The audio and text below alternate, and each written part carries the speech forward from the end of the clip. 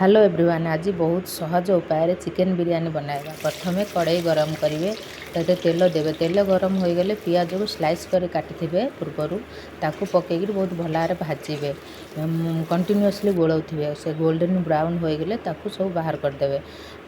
तापर चिकेन को धोईकिनी बहुत भल धोईकिनी से अदा रसुण पेस्ट देवे। आ बेसिक मसला लंका लुण हलदी धनिया पाउडर ताकू सब भल डालिकिनी गोलाइबे।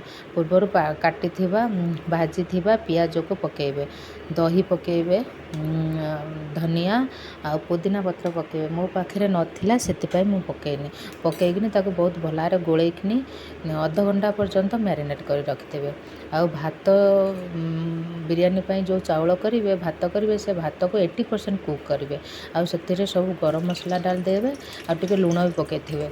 आ भात गाड़ीला परे अल्प टिके पेज रखिदे ताकू बिरयानी दवापाई। तापर कड़ाई गरम करेंगे, सब गरम मसला डालिकिनी तेल पकई गरम मसला डालिकी मैरिनेट होता चिकेन को डाल देवे। चिकेन घोरेकिनी 10 मिनट कषि सारा टमाटर डालेंगे। टमाटर डालला बेले अधे चिकेन से बाहर करदे। आ पूर्वर कर भात अधा देवे से तापर चिकेन देवे, चिकेन लेयर देवे। आ जो पियाज भाजी थे गोल्डन ब्राउन करते से पियाज ऊपर पकेबे। तापर धनिया पत्र पुदीना पत्र पकेबे। तापर पुणी भात देवे, तापर पियाज पकेबे, धनिया पत्र पुदीना पत्र पकेबे। आउ मु जो कही सीक्रेट टिप्स जो भात गाला बेले टिके पेज रखिदे, से पेज टिके देवे। आ घी देवे, आ केवड़ा वाटर देवे।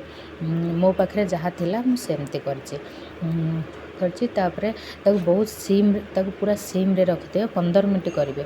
15 मिनट कर सारा बंद करदे। 5 मिनट रखापी देवे। तापर सर्व करेंगे।